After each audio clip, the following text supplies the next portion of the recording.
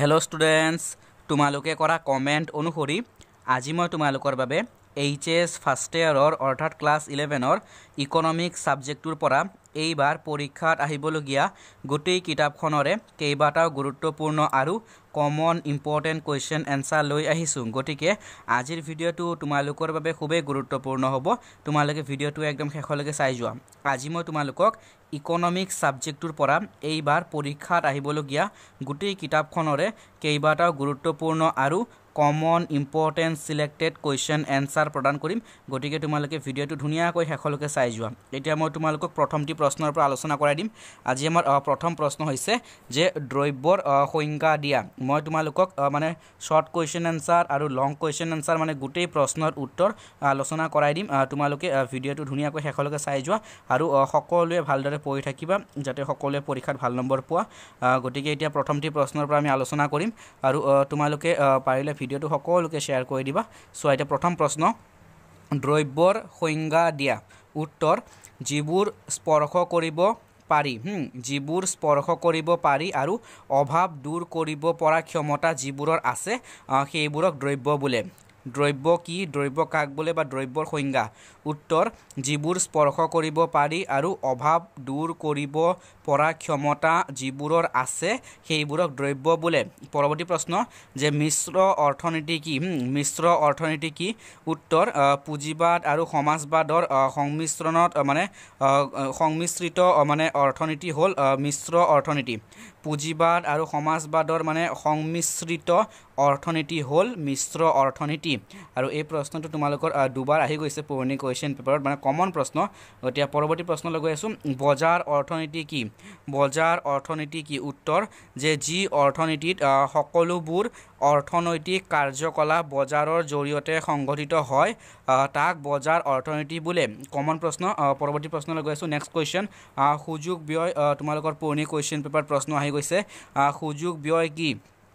উত্তৰ, যে সুযোগ ব্যয় হৈছে যে এটা দ্ৰব্য অধিক পোৱাৰ বাবে আন এটা দ্ৰব্য ত্যাগ কৰাৰ বিনিময়ত উদ্ভৱ হোৱা ব্যয় হ'ল সুযোগ ব্যয়। যে এটা দ্ৰব্য অধিক পোৱাৰ বাবে আন এটা দ্ৰব্য ত্যাগ কৰাৰ বিনিময়ত উদ্ভৱ হোৱা ব্যয় হ'ল সুযোগ ব্যয়। পৰৱৰ্তী প্ৰশ্ন, যে সেৱাৰ সংজ্ঞা দিয়া। সেৱাৰ সংজ্ঞা দিয়া। উত্তৰ, যিবোৰ স্পৰ্শ কৰিব নোৱাৰি অথচ অভাৱ পূৰণৰ ক্ষমতা আছে সেইবোৰকে সেৱা বোলে। পৰৱৰ্তী প্ৰশ্ন, যে পৰিপূৰক দ্ৰব্যৰ সংজ্ঞা দিয়া। পৰিপূৰক দ্ৰব্যৰ সংজ্ঞাৰ ওপৰত প্ৰশ্ন আহে তোমালোকৰ। এইবাৰো তোমালোকৰ ইউনিট টেষ্টত আহিছিলে। এইবাৰ তোমালোকৰ ইউনিট টেষ্টত এই প্ৰশ্নটো আহিছিলে। তোমালোকৰ যিসকলে মোক প্ৰশ্ন পঠিয়াইছিলে মই আলোচনা কৰাই দিছিলোঁ যে পৰিপূৰক দ্ৰব্যৰ সংজ্ঞা দিয়া। উত্তৰ, এটা নিৰ্দিষ্ট অভাৱ। উত্তৰ, এটা নিৰ্দিষ্ট অভাৱ পূৰণৰ বাবে একাধিক সামগ্ৰী ব্যৱহাৰ কৰিলে সেইবোৰক পৰিপূৰক দ্ৰব্য বোলে। যে পৰিপূৰক দ্ৰব্য হৈছে এটা নিৰ্দিষ্ট অভাৱ পূৰণৰ বাবে একাধিক সামগ্ৰী ব্যৱহাৰ কৰিলে সেইবোৰক পৰিপূৰক দ্ৰব্য বোলে। পৰৱৰ্তী প্ৰশ্ন, যে 7 নম্বৰ প্ৰশ্ন, চূড়ান্ত দ্ৰব্যৰ সংজ্ঞা দিয়া।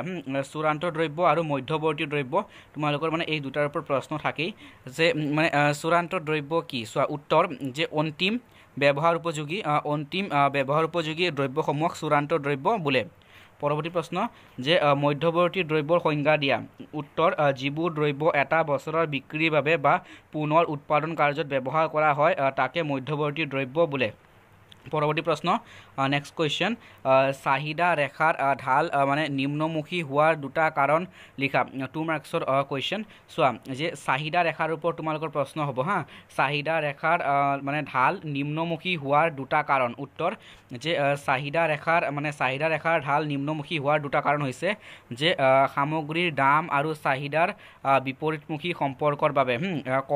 যে সামগ্ৰীৰ দাম আৰু চাহিদাৰ বিপৰীতমুখী সম্পৰ্কৰ বাবে আৰু আয় বিপাকৰ ফলস্বৰূপে এই দুটা ইম্পৰ্টেণ্ট পইণ্ট হয়।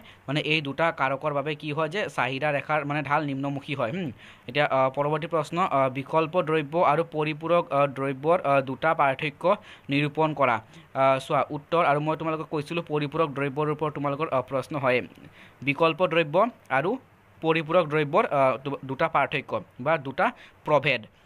উত্তৰ, ক যে বিকল্প দ্ৰব্য এটাৰ মানে বিকল্প দ্ৰব্য এটাৰ পৰিৱৰ্তে আনটো ব্যৱহাৰ কৰিব পাৰি কিন্তু পৰিপূৰক দ্ৰব্যবোৰ একেলগে ব্যৱহাৰ কৰিব পাৰি খ যে বিকল্প দ্ৰব্যৰ প্ৰকৃতি মানে প্ৰতিযোগিতামূলক আনহাতে পৰিপূৰক দ্ৰব্যসমূহৰ চাহিদা মানে যৌথভাৱে মানে উদ্ভৱ হয় পৰৱৰ্তী প্ৰশ্ন নেক্সট কুৱেশ্যন পৰৱৰ্তী প্ৰশ্ন লং কুৱেশ্যন তোমালোকৰ যে অৰ্থনীতিৰ কেন্দ্ৰীয় সমস্যাবোৰ ব্যাখ্যা কৰা এই প্ৰশ্নটো তোমালোকৰ মানে পৰীক্ষাত হ'বই যে অৰ্থনীতিৰ মানে কেন্দ্ৰীয় সমস্যাবোৰ ব্যাখ্যা কৰা উত্তৰ যে অৰ্থনীতিৰ প্ৰধান কেন্দ্ৰীয় সমস্যাবোৰ হৈছে যে ক কি উৎপাদন কৰা হ'ব যে সীমিত সম্পদৰাজিৰে সীমাহীন অভাৱ পূৰণ কৰিবলৈ যাওঁতে কোনবোৰ সামগ্ৰী কিমান পৰিমাণে উৎপাদন কৰা হ'ব সেইটো নিৰ্ধাৰণ কৰা অৰ্থনীতিৰ মানে মৌলিক সমস্যা পৰৱৰ্তী পইণ্ট কাৰ বাবে উৎপাদন কৰা হ'ব উৎপাদিত সামগ্ৰীবোৰ সমাজৰ বিভিন্ন লোকৰ মাজত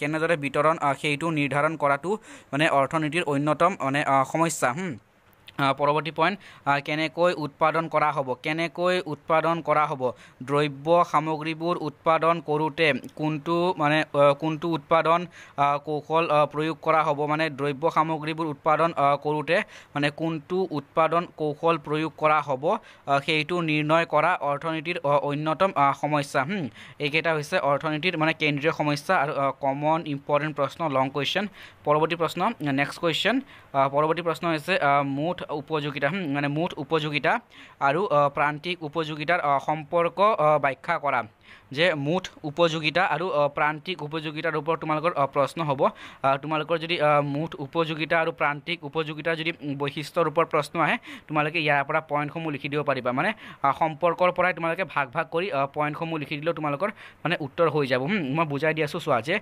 মুঠ উপযোগিতা আৰু প্ৰান্তিক উপযোগিতাৰ ওপৰত তোমালোকৰ প্ৰশ্ন হ'বই গতিকে মুঠ উপযোগিতা আৰু প্ৰান্তিক উপযোগিতাৰ সম্পৰ্ক ব্যাখ্যা কৰা এইটো কমন প্ৰশ্ন পুৰণি কুৱেশ্যন পেপাৰটো আহিছিলে আৰু বৈশিষ্ট্যসমূহ আহিলেও তোমালোকে ইয়াৰ পৰা লিখিব পাৰিবা এতিয়া উত্তৰ চোৱা যে মুঠ উপযোগিতা আৰু প্ৰান্তিক উপযোগিতাৰ সম্পৰ্ক যে যে সামগ্ৰীৰ প্ৰথমটো গোটৰ ক্ষেত্ৰত মুঠ উপযোগিতা আৰু প্ৰান্তিক উপযোগিতা সমান হয় সম্পৰ্ক যে মুঠ উপযোগিতা আৰু প্ৰান্তিক উপযোগিতাৰ সম্পৰ্ক চোৱা আৰু বৈশিষ্ট্য আহিলেও তোমালোকে ইয়াৰ পৰা পইণ্ট হিচাপে লিখি দিব পাৰিবা যে সামগ্ৰীৰ মানে সামগ্ৰীৰ প্ৰথমটো গোটৰ ক্ষেত্ৰত মানে মুঠ উপযোগিতা আৰু প্ৰান্তিক উপযোগিতা সমান হয় তাৰপিছত যে মুঠ উপযোগিতা বৃদ্ধি হ'লে প্ৰান্তিক উপযোগিতা হ্ৰাস পায় যে মুঠ উপযোগিতা সৰ্বাধিক হ'লে প্ৰান্তিক উপযোগিতা শূন্য হয় আৰু মুঠ উপযোগিতা হ্ৰাস পালে প্ৰান্তিক উপযোগিতা বিয়োগাত্মক হয় পৰৱৰ্তী প্ৰশ্ন নিৰপেক্ষ ৰেখাৰ চাৰিটা বৈশিষ্ট্য নিৰপেক্ষ ৰেখাৰ ওপৰত তোমালোকে 2 মাৰ্কছ বা 4 মাৰ্কছৰ প্ৰশ্ন হিচাপে পাবা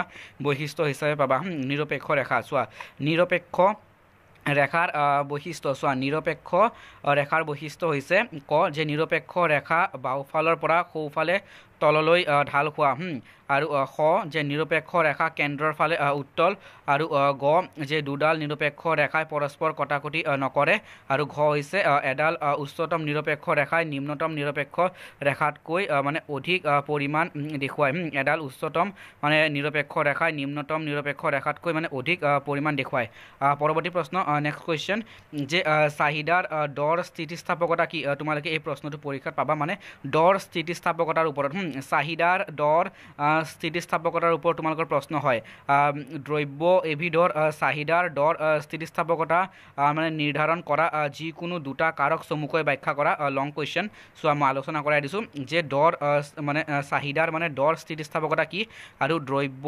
এবিধৰ মানে চাহিদাৰ দৰ স্থিতিস্থাপকতাৰ নিৰ্ধাৰণ কৰা যিকোনো দুটা কাৰক চোৱা উত্তৰ চাহিদাৰ দৰ স্থিতিস্থাপকতা হ'ল কোনো সামগ্ৰীৰ দামৰ আনুপাতিক পৰিৱৰ্তনৰ ফলত হোৱা চাহিদাৰ আনুপাতিক পৰিৱৰ্তন যে দৰ মানে চাহিদাৰ দৰ স্থিতিস্থাপকতা হ'ল যে কোনো সামগ্ৰীৰ দামৰ আনুপাতিক পৰিৱৰ্তনৰ ফলত হোৱা চাহিদাৰ আনুপাতিক পৰিৱৰ্তন এতিয়া হৈছে ইয়াৰ কাৰকসমূহ চোৱা যে মানে দ্ৰব্য এবিধৰ চাহিদাৰ দৰ স্থিতিস্থাপকতা নিৰ্ধাৰণ কৰা কাৰক চোৱা এতিয়া কাৰকসমূহ হৈছে যে যে সামগ্ৰীবিধৰ প্ৰকৃতি অত্যাৱশ্যকীয় সামগ্ৰীৰ চাহিদা অস্থিতিস্থাপক মনত ৰাখিবা ইম্পৰ্টেণ্ট পইণ্ট যে মানে অত্যাৱশ্যকীয় সামগ্ৰীৰ চাহিদা অস্থিতিস্থাপক আৰু বিলাসী সামগ্ৰীৰ চাহিদা স্থিতিস্থাপক আৰু যে বিকল্প দ্ৰব্যৰ উপস্থিতি কোনো সামগ্ৰীৰ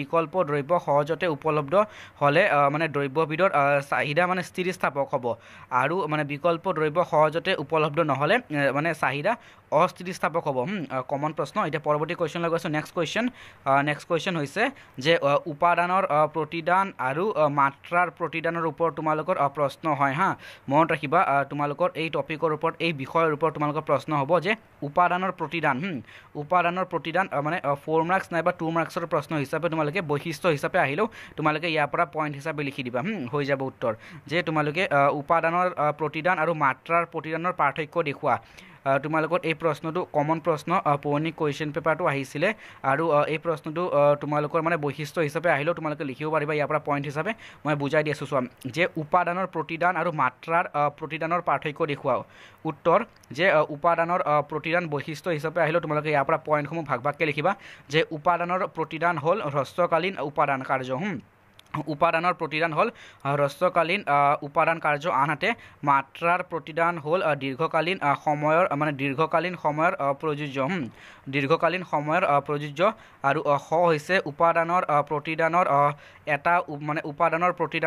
এটা উপাদান পৰিৱৰ্তনশীল বাকীবোৰ স্থিৰ আনহাতে মাত্ৰাৰ প্ৰতিদানত সকলোবোৰ উপাদান পৰিৱৰ্তনশীল আৰু পৰৱৰ্তী পইণ্ট যে উপাদানৰ প্ৰতিদান বিধিত মানে উৎপাদন কৌশল মানে অপৰিৱৰ্তিত উপাদানৰ প্ৰতিদান বিধিত মানে উৎপাদন কৌশল অপৰিৱৰ্তিত কিন্তু মাত্ৰাৰ প্ৰতিদান বিধিত উৎপাদন কৌশল মানে পৰিৱৰ্তনশীল পৰৱৰ্তী পইণ্ট যে উপাদানৰ প্ৰতিদান বিধিৰ তুলনাত মাত্ৰাৰ প্ৰতিদান বিধিত অধিক মিতব্যয়তাৰ উদ্ভৱ হয় গতিকে এইকেইটা হৈছে যে উপাদানৰ প্ৰতিদান আৰু মাত্ৰাৰ প্ৰতিদানৰ মানে পাৰ্থক্য তথা বৈশিষ্ট্য হিচাপে আহিলেও তোমালোকে ইয়াৰ পৰা পইণ্ট হিচাপে ধুনীয়াকৈ লিখি দিব পাৰিবা ইয়াৰ পৰা পইণ্ট হিচাপে লিখিলেও তোমালোকৰ বৈশিষ্ট্য হৈ যাব উপাদানৰ প্ৰতিদান আৰু মাত্ৰাৰ প্ৰতিদান উপাদানৰ প্ৰতিদান আৰু মাত্ৰাৰ প্ৰতিদান পাৰ্থক্য আৰু বৈশিষ্ট্য হিচাপে আহিলেও তোমালোকে ইয়াৰ পৰা পইণ্ট হিচাপে ভাগ ভাগ কৰি লিখি দিব পাৰিবা গতিকে এইকেইটা আছিলে কমন ইম্পৰ্টেণ্ট কুৱেশ্যন এইবাৰ পৰীক্ষাত আহিবলগীয়া